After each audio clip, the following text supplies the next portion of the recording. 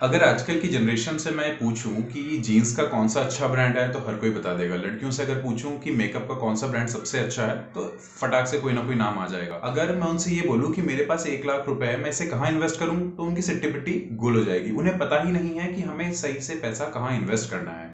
इसमें उनकी गलती नहीं है, क्योंकि हमारे पेरेंट्स के टाइम में भी इन्वेस्टमेंट के 2-4 ऑप्शंस थे।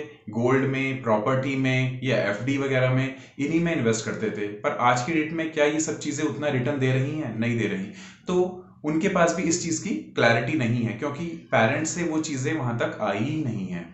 आज की इस वीडियो में मैं आपको यही क्लैरिटी देने जा रहा हूं कि आज की डेट में बहुत सारे ऐसे ऑप्शंस अवेलेबल हैं जहां आप अपने पैसे को इन्वेस्ट कर कर ग्रो कर सकते हैं। जैसे शेयर मार्केट आपने सुना होगा, म्यूचुअल फंड्स आपने सुने होंगे, और ईटीएफ्स हैं, एनएफटीज है, और भी बहुत सारी ऐसी चीजें हैं जो आप इन्वेस्ट करके अपने पैसे को अपनी रिक्वायरमेंट के हिसाब से ग्रो कर सकते हैं।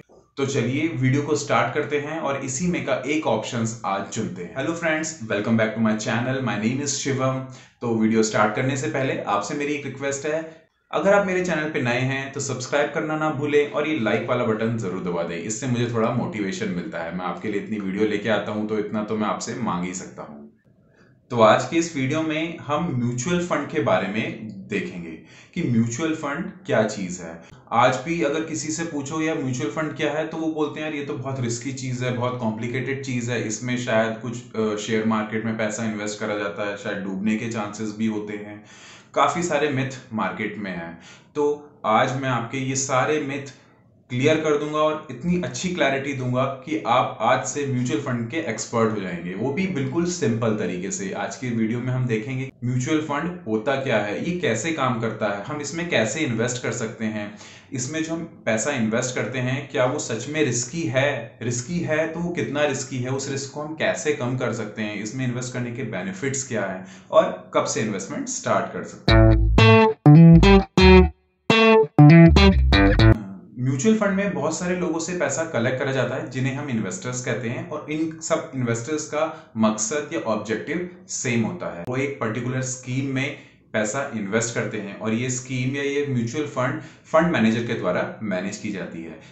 जब फंड मैनेजर के पास ये पैसा आ जाता है वो उसमें इन्वेस्ट करता है और उसके बाद हर इन्वेस्टर को एक पर्टिकुलर यूनिट एलोकेट हो जाती है। जैसे शेयर मार्केट में आप किसी कंपनी का शेयर लेते हैं तो आप उतने हिस्से के उस कंपनी के मालिकाना हकदार बन जाते हैं। उसी तरीके से म्यूचुअल फंड में जब आपको यूनिट एलोकेट हो जाती है तो आप उतने हिस्से के उस फंड के हकदार बन जाते हैं। इस कलेक्टिव इन्वेस्टमेंट से जो गेन होता है, जो प्रॉफिट होता है, वो प्रोपोर्शनली हर इन्वेस्टर को डिस्ट्रीब्यूट कर दिया जाता है bye calculating schemes net asset value या एनएवी। तो पर्टिकुलर म्यूचुअल फंड स्कीम की जो हम परफॉर्मेंस डिनोट करते हैं वो एनएवी से करते हैं, नेट एसेट वैल्यू। हम एनएवी को कह सकते हैं कि ये एक उस पर्टिकुलर स्कीम की सिक्योरिटीज की मार्केट वैल्यू है। तो ये एनएवी हर रोज चेंज होती है, क्योंकि म्यूचुअल फंड में जो पैसा लगाया जाता है वो मार्केट सिक्योरिटीज में लगाया जाता है। इन शॉर्ट हम वो शेयर मार्केट में लगाया जाता है। तो शेयर मार्केट में जो मार्केट सिक्योरिटीज होती हैं उनकी वैल्यू रोज चेंज होती है। तो इसी वजह से एनएवी की वैल्यू भी हर रोज चेंज होती रहती है। तो ये है सिंपल वर्ड्स में म्यूचुअल फंड क्या होता है।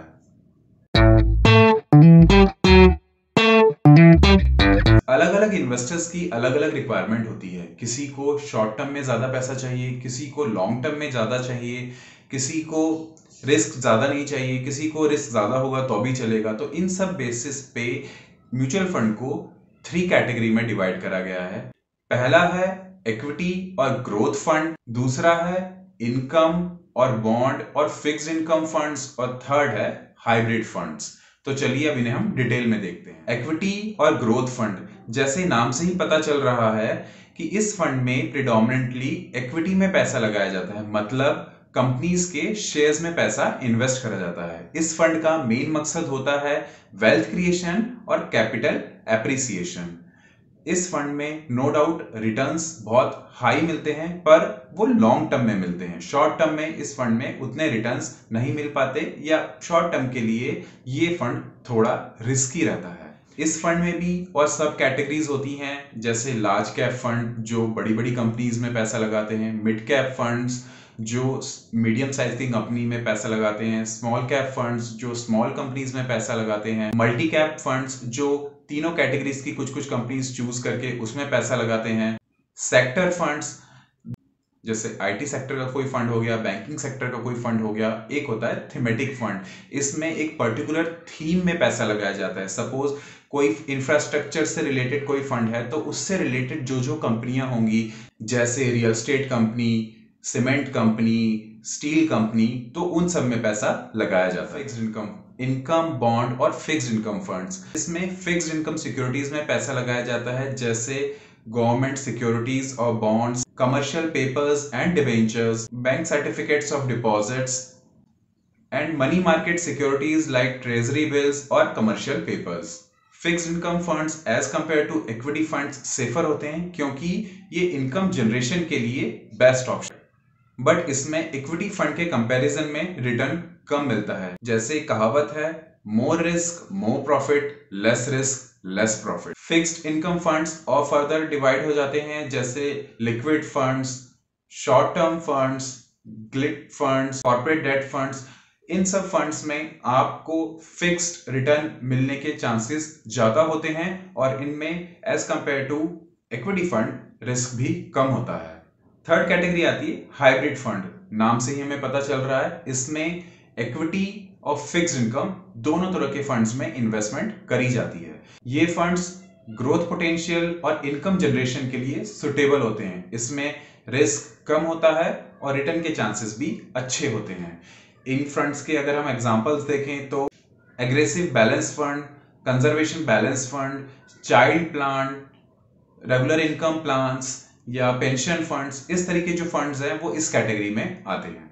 तो अब हम ये जान चुके हैं कि म्यूचुअल फंड क्या होते हैं और उनके कौन कौन से टाइप्स हैं। टाइप से हमें ये पता चल गया कि म्यूचुअल फंड में कहाँ कहाँ पैसा लगाया जाता है। तो अब आगे चल के हम देखते हैं म्यूचुअल फंड में इन्वेस्ट करने का क्या क्या रिस्क है।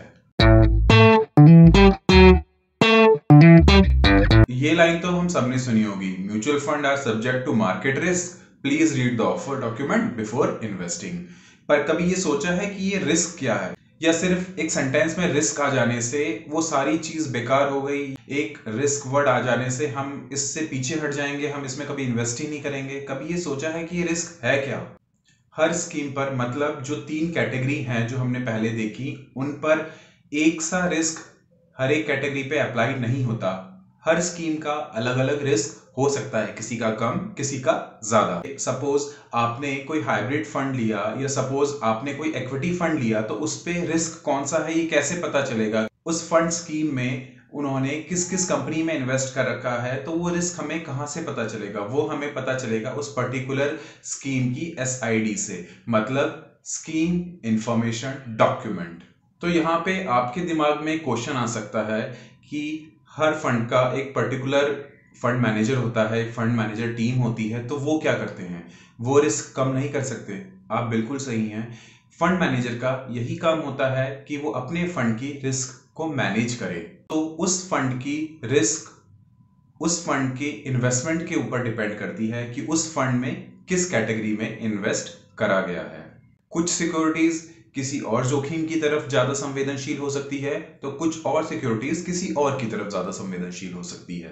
तो यहाँ पे काम आता है प्रोफेशनल हेल्प, जैसे फंड मैनेजर और उसकी टीम, डाइवर्सिफिकेशन ऑफ फंड और SEBI security exchange board of India, जो एक पर्टिकुलर फंड या पर्टिकुलर स्कीम की जोखिम को कम करने में मदद करती हैं। और एक लास्ट का जो सबसे बड़ा रिस्क लोगों के दिमाग में आता है कि क्या कोई म्यूचुअल फंड कंपनी मेरा पैसा लेके भाग सकती है? तो ये होना नामुमकिन है, क्योंकि जो म्यूचुअल फंड का स्ट्रक्चर है, जो रेगुलेशन है इंडिया में, वो बहुत अच्छी हैं। तो ऐसा किसी के साथ होता नहीं है। तो आप इस चीज से बिल्कुल निश्चिंत रहिए और बिना किसी डर के आप पैसा इन्वेस्ट करिए। तो म्यूचुअल फंड के रिस्क तो देख लिए, तो अब कम से कम उसके बेनिफिट्स भी देख लेते हैं। तो what are the benefits of investing in mutual fund? तो अगर मैं आपसे बोलूं कि आपके पास जितना भी पैसा है आप उसे अभी इन्वेस्ट कर दीजिए, तो आप थोड़ा घबरा जाएंगे कि यार मेरा पास जो मेरा पैसा है वो मेरी मेहनत का पैसा है, उसे मैं कहाँ इन्वेस्ट करूँ। अगर मैंने उसे कहीं इन्वेस्ट करा तो वो कहीं डूब तो नहीं जाएगा। अगर सपोज मैं एक्स स्कीम में इन्वेस्ट कर रहा हूँ तो क्या मुझे रिटर्न अच्छा मिलेगा। अगर मैं वाई स्कीम में इन्वेस्ट कर रहा हूँ तो ऐसा तो नहीं वो पैसा मेरा कहीं डूब जाएगा। तो म्यूचुअल फंड जो होता है, आपके ये सारे जो प्रॉब्लम्स हैं, पैसा कहाँ इन्वेस्ट करना है, पैसा इन्वेस्ट करने में कोई रिस्क तो नहीं है, पैसा मेरा लेके कोई भाग तो नहीं जाएगा, और एक्स्ट्रा बहुत सारी चीज़ें, ये सारी चीज़ें म्यूचुअल फंड खत्म कर देता है। तो म्यूचुअल फंड में जो फंड मैनेजर होता है और जो उसकी टीम होती है, वो ये सारा काम आपके लिए करके रखती है और सारी चीज़ों को बहुत आसान तरीके से आपके सामने रिप्रेजेंट करती है। तो फंड मैनेजर या फंड मैनेजर की टीम आपके पैसे का देखभाल उस समय भी कर रही होती हैं जब आप सो रहे होते हैं या अपनी फैमिली के साथ टाइम स्पेंड कर रहे होते हैं या आप कहीं अपनी वेकेशन एंजॉय कर रहे होते हैं। तो आपको इंटरप्ट ना करते हुए आपके पैसे की देखभाल करती है, उसकी मॉनिटरिंग करती है, एडजस्टमेंट करती है, और वो चाहती है कि मैं अपने इन्वेस्टर को हर संभव प्रॉफिट्स प्रोवाइड करवाऊं। तो म्यूचुअल फंड में जो पैसा इन्वेस्ट करा जाता है वो एक डाइवर्सिफाइड प्रोफाइल में इन्वेस्ट करा जाता है, जिससे जो लॉस का जो रिस्क होता है वो बहुत कम हो जाता है। जैसे आप शेयर मार्केट में इन्वेस्ट करते हैं तो वहां पे आपका लॉस होने के चांसेस ज़्यादा होते हैं, बट म्यूचुअल फंड में ये रिस्क बहुत कम होता है। तो इसीलिए उसमें प्रॉफिट के चांसेस ज़्यादा होते हैं, क्योंकि यहाँ पे स्टेबिलिटी ज़्यादा होती है because of diversification. Mutual fund में इन्वेस्ट करने के लिए आपके पास कोई नॉलेज होने की ज़रूरत नहीं है, बस आपके पास क्लैरिटी होनी चाहिए कि आपका मेन रिक्वायरमेंट और या गोल क्या है, और इसमें इन्वेस्ट करना बहुत आसान है। म्यूचुअल फंड में पैसे इन्वेस्ट करना, साथ ही साथ म्यूचुअल फंड से पैसे निकालना बहुत आसान प्रोसेस है, और ये 3 वर्किंग डेज के अंदर हो जाता है। तो हमें म्यूचुअल फंड क्या होता है ये पता चल गया, किस किस तरीके के म्यूचुअल फंड होते हैं, उसमें क्या रिस्क है और इसके क्या बेनिफिट है, ये सब चीजें तो हमें पता चल गई। तो अब है कि हम अपना बेस्ट म्यूचुअल फंड कैसे चूज करें, how to choose best mutual fund.